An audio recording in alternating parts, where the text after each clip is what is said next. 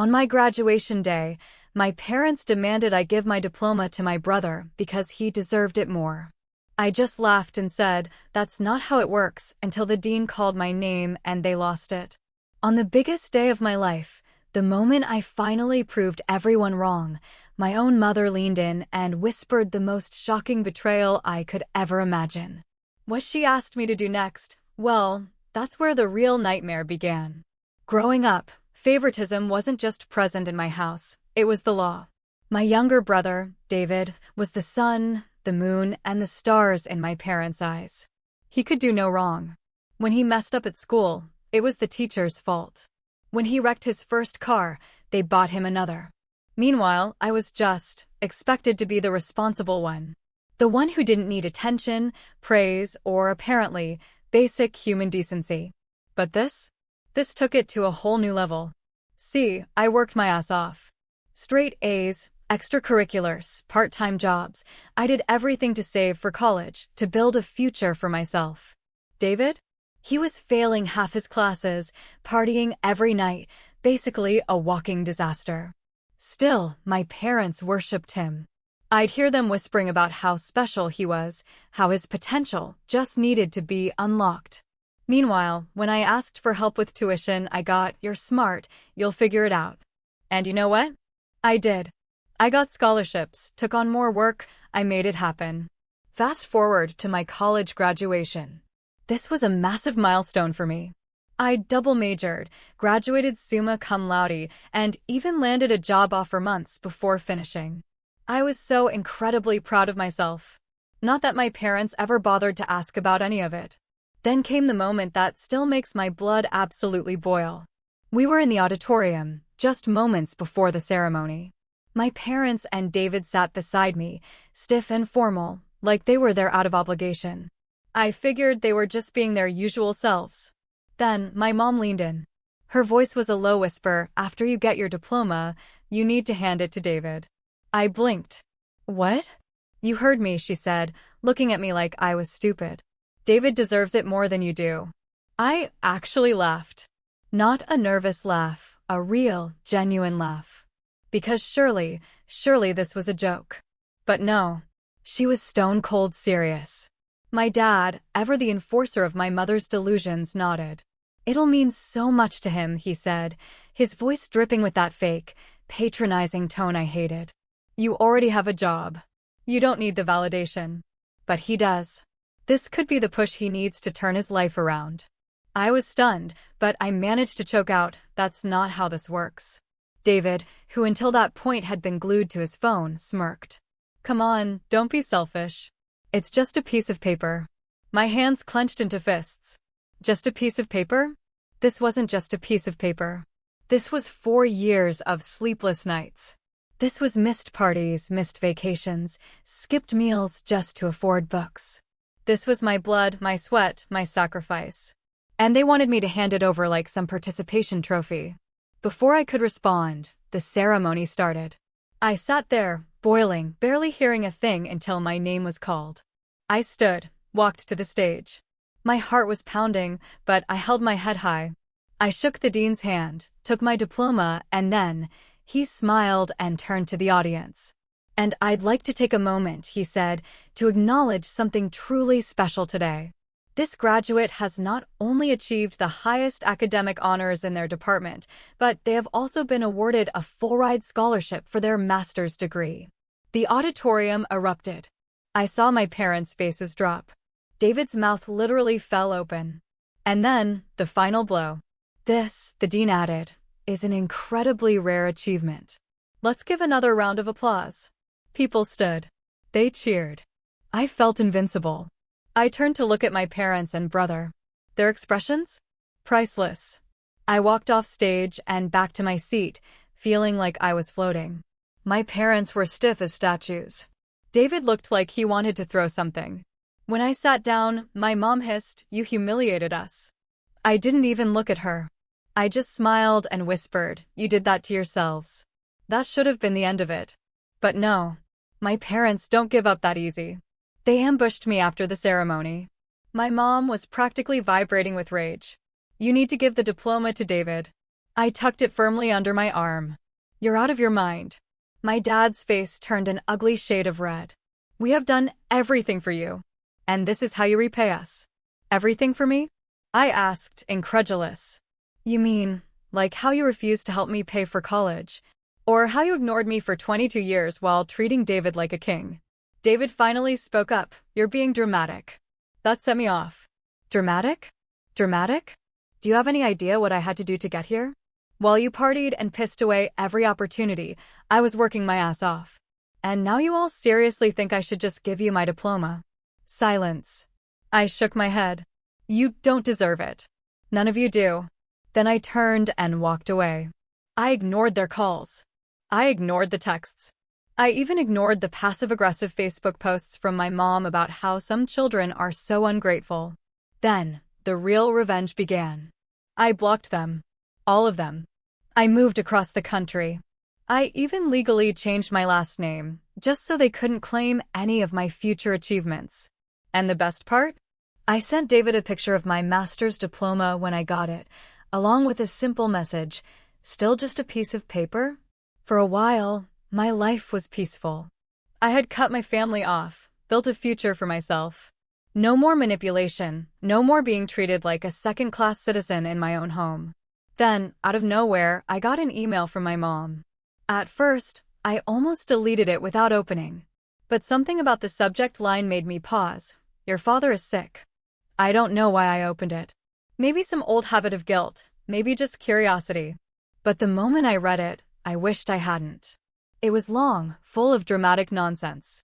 My dad had been diagnosed with some kind of heart condition, and according to my mom, this family needs to be together in difficult times. Then came the real kicker. David is struggling with all of this. He really needs you right now.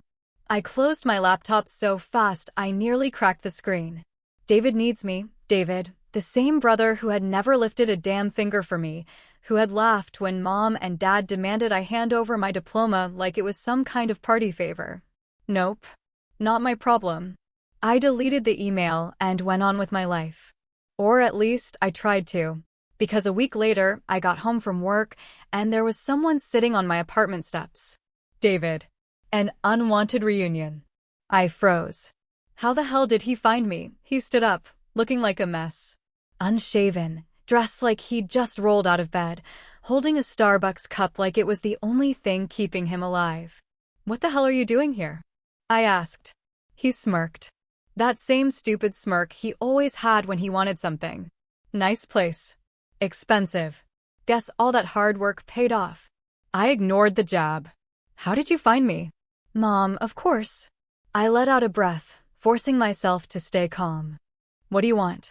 David shrugged, like he hadn't just shown up unannounced 3 states away from where he lived.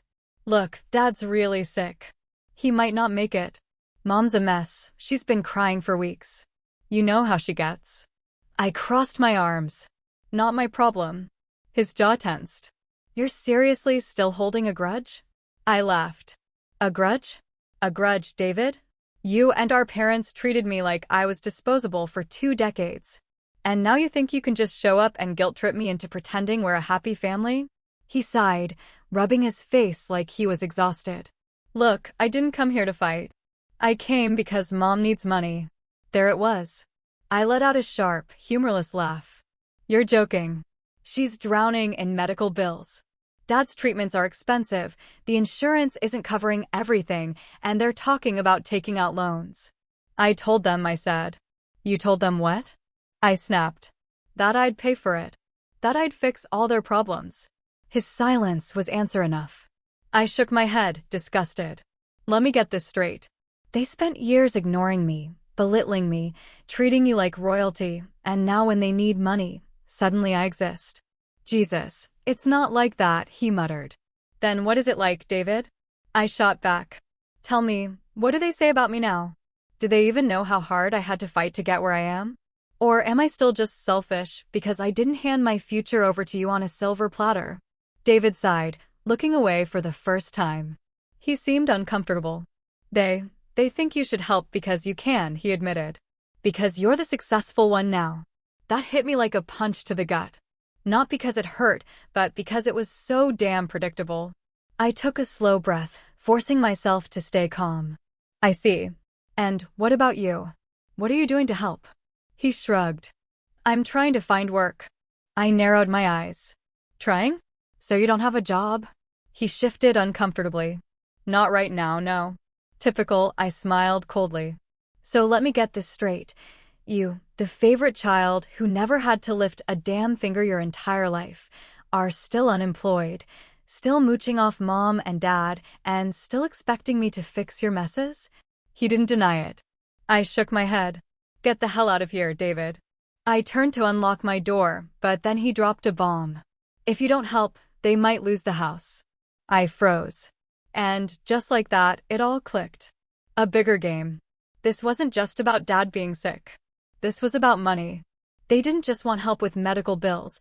They were in deep financial trouble, probably had been for a while, and now they were desperate. I turned slowly. Let me guess. Dad didn't save anything, did he? Mom spent every dime she had keeping you afloat, and now there's nothing left. David said nothing. I laughed, shaking my head. This is karma. Every single decision they made led to this. He stepped forward, looking serious now. So what?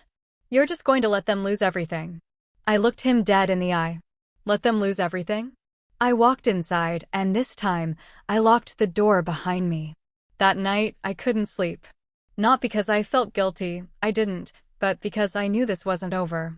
David never showed up unless there was a plan, and something told me my parents weren't just asking for money, they were expecting it. And if I didn't play this right, they were going to try and take it anyway. For a while, things were quiet. Too quiet. David left after that night, but I knew it wasn't over. My parents weren't the kind of people to just accept consequences. They had spent their entire lives manipulating situations to get their way. And something told me they were about to try one last move. Then, about a month later, it happened. I got a letter from a lawyer. At first, I thought it was some mistake, maybe junk mail. But when I opened it, my stomach dropped. It was a legal notice from my parents. They were suing me. For what? Emotional damages and financial abandonment. I had to read it 3 times because it was so absurd. I thought I was hallucinating.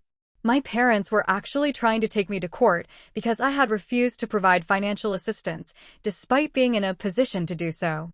They had listed things like unpaid medical expenses and lack of familial support as grounds for compensation. I wanted to laugh. I wanted to scream. I wanted to drive straight to their house and throw the letter in their faces. But I didn't. Instead, I called a lawyer. I got on the phone with my attorney, a sharp-as-hell woman named Claire. She read over the letter and laughed out loud. This isn't going to hold up in court, she said. It's nonsense. You're not financially responsible for them just because you're their kid. So what do? I asked. Well, we could just wait it out and let a judge dismiss it, she said. Or, she hesitated. I leaned forward. Or what? You could go on the offensive. I grinned. Tell me more. Claire explained that if we really wanted to shut this down, we could dig into their financials. If they were deep in debt, lying on forms, or committing any kind of fraud, we could not only get the lawsuit dismissed, but possibly turn it back on them. I had never been one for revenge before, but after everything they put me through, I was more than ready. Claire started pulling records, and oh, it was a goldmine.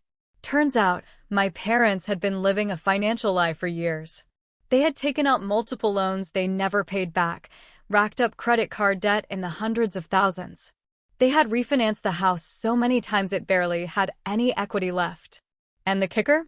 They had been filing for financial aid using my name. Claire found that they had used my social security number to try and take out a loan, one that had been denied, because I had already secured my own student loans and scholarships. They were trying to steal my financial identity. I felt sick. David had said they were going to lose the house. Now I understood why. It wasn't just about Dad's medical bills. It was because they had spent every single dollar they had like money would never run out. And now they were desperate. Desperate enough to try and sue their own child. We built a case against them. Claire helped me file a counter lawsuit for fraud and identity theft. And just like that, my parents' stupid attempt to manipulate me backfired. They were about to lose way more than just their lawsuit. A few weeks later, David called. I let it go to voicemail. Then he texted me, "What the hell did you do?" I smirked. He called again. This time, I answered.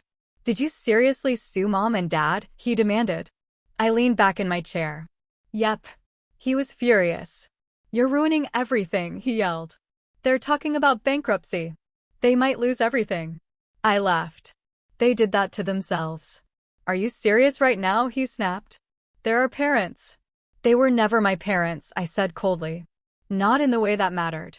He was breathing hard, angry, desperate. "You don't get it," he said. "You're putting us all in danger." I froze. What the hell does that mean? David didn't answer right away. And then he whispered something that sent a chill down my spine. "They borrowed money from the wrong people." My stomach dropped. "David," I said slowly, "who did they borrow from?" Silence. Then, quietly, "I think they're in with the wrong kind of people." I gripped the phone tighter. "You mean loan sharks?" "Not just loan sharks," he said. "Worse. People who don't care about the law." I stood up. This wasn't just about money anymore. This was about something bigger. And suddenly, I realized I might have just started a war I wasn't ready for. David's words echoed in my head. They borrowed money from the wrong people. I paced my apartment, my mind racing. I had assumed my parents were just financially irresponsible, not entangled with criminals. "David," I said, forcing my voice to stay calm, "who exactly did they borrow from?" More silence. Then, very quietly, he muttered a name. A name I recognized. Not because I had ever met the guy, but because I had seen it on the news. A man linked to fraud schemes, extortion, and unofficial debt collection that had turned violent. My parents, in their infinite wisdom, had apparently taken out loans from an actual criminal.